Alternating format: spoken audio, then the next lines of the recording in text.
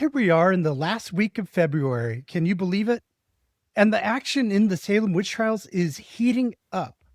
So far this week, the afflicted girls, Betty and Abigail, have been diagnosed as under an evil hand. Mary Sibley has instructed Tituba and John to bake a witch cake to detect the witch whose evil hand was at work. And Ann Putnam Jr. and Elizabeth Hubbard have become afflicted as well. Welcome to Salem Witch Trials Daily. I'm Josh Hutchinson. I'm Sarah Jack.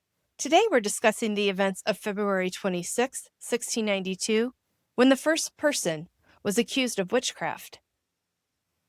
First, sometime between February 26 and the end of the month, a group of neighboring ministers and some gentlemen from Salem called upon Samuel Parris at the Salem Village parsonage, where he lived with his family, Tituba, and John Indian. The town of Beverly minister John Hale later reported that the visitors observed the afflictions of Betty and Abigail firsthand and concluded that the hand of Satan was involved.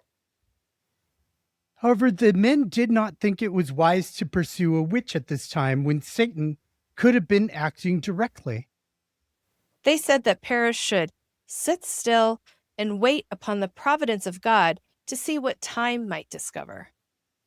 Hale wrote that the men interviewed Tituba, and she fessed up to being involved in the witch cake affair.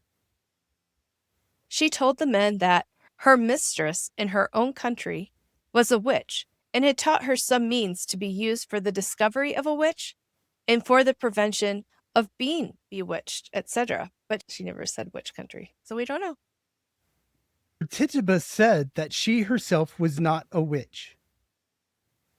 On February 26, 1692, the supposed victims of bewitchment began to accuse specific people of witchcraft in Salem. The finger pointing began in the Parris household, where Betty and Abigail named Tituba as the source of their afflictions. Elizabeth Hubbard and Ann Putnam Jr.